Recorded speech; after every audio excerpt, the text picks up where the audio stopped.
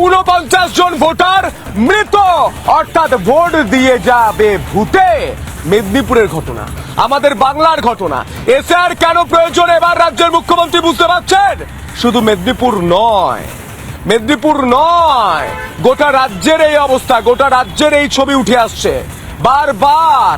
কখনো মুর্শিদাবাদ, কখনো মেদিনীপুর, মৃত ভোটার তারা তালিকায় বসে রয়েছে এবং তারা প্রতি বছর ভোট দিয়ে যান। কেউ 3 বছর আগে মরেছেন, কেউ 5 বছর আগে মারা গিয়েছেন, তারা নাকি ভোট দিয়ে যাচ্ছেন। ভাবতে পারছেন? আচ্ছা, এই যে দেখুন তো ভোটার তালিকাটায় নাম দেখাচ্ছে, এটা কি আপনার বাবার নাম? বাবার নাম আর মা বিভাগ বিভাগ। বিভাগ।